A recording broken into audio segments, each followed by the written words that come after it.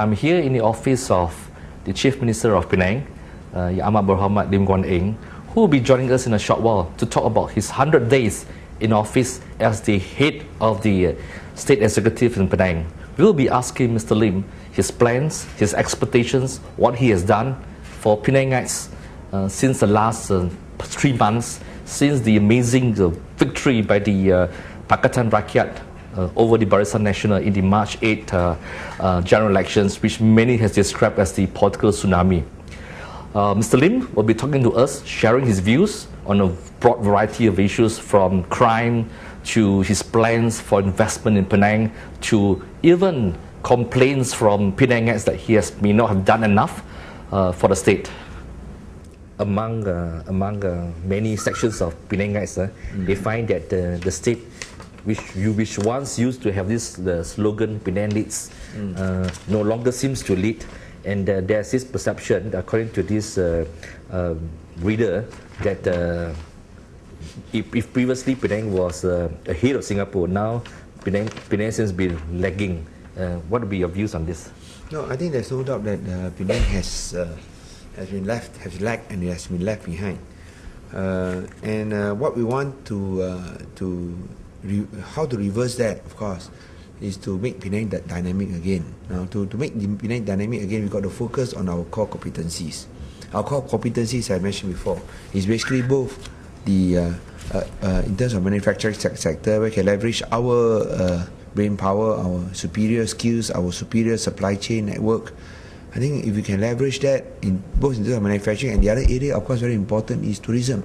Yeah. And I've identified 8 core areas, 8 key thrusts, so to say. 8 key thrusts to promote tourism in the state.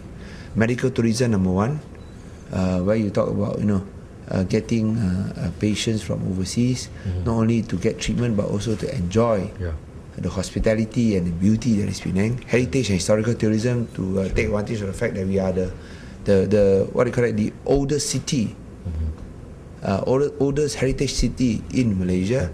Thirdly, education tourism, so that to take advantage of the fact that the parents like to send their children to Penang because they feel they can have a good education for them in international schools, in both Mandarin and English, with our existing built-in advantages, with good background and good educational, historical and academic experience. And then, of course, regional headquarters and business center. We want them to relocate their headquarters here. And that will, of course, attract their families and also their friends to come here. Fifthly is my center. We need a proper convention center to push Penang, an icon. 5, 6 is ecotourism. Well, of course, to let people know, to show the beauty of Penang, on Penang here and all that. It's one of the most beautiful and romantic places on earth. And of course, 7, a culinary center. That goes without saying. Penang food is, par excellence, that is inferior to none. And of course, finally, firm cultural and art center. The fact that there are a lot of artists who are actually from Penang, and we should see how we can develop the first such center, film and art center in Malaysia. So we believe that these 8 key trusts were able to restore the luster for Penang and make Penang a place that when you can have the best of both worlds. Number 1, all the advantages and comforts, common to international city living, but at the same time you can enjoy these creature comforts, green comforts, without all the hassle of the rat race. You see, previously the previous administration, they were also promoting tourism. What would your plans be so different from the plans of the previous administration in terms of tourism? We don't find any focus. We don't find any sustainable effort. We don't find any icons. What are the icons that are built for Penang? For instance, we talk about trying to promote Penang. I'm thinking that we should have at least 10 local products that when tourists come, they should buy. We should recommend these are the 10 top products you should buy. Maybe 4 or 5 from the Chinese community, 3 or 4 from the Malay community, 2 from the Indian community, where you can at least demonstrate what these are the native products, but what are the 10 top products in Penang?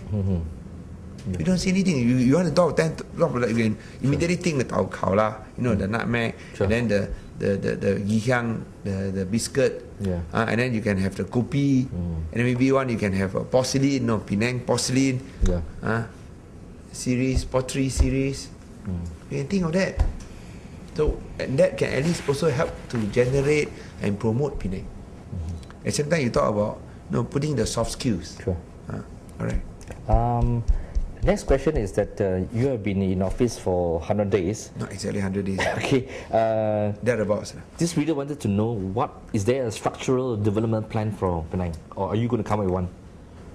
You're talking about master plan. Yes, I think that's what the tourism. Yes, we have identified the key areas.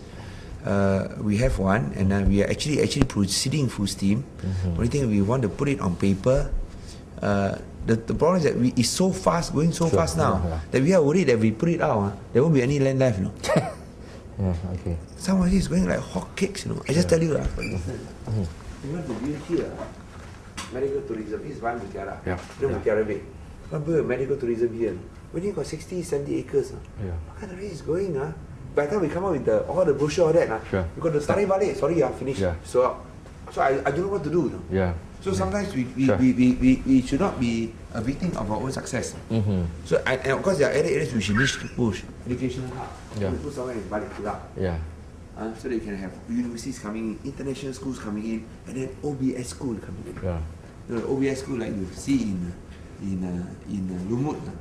What we have is not that national service style crap. People that you really give you a regimen of discipline as well as survival skills. Many of these top companies, they send their execs to toughen you up. And then I think we can offer that in Penang. You got all the hills and the water. So why can't we do that? You know that the city centre is practically dead. At night it's really terrible after the quick control issue. Quick rent, yes. Are there sort of like the rent control issue? Quick rent. Do you have any plan, or you plan to return life to the inner city? I think this is, I say, part of our tourism efforts. Heritage tourism. I think that's a very important area. And we have certain projects lined up which you hope will bring back life to the city.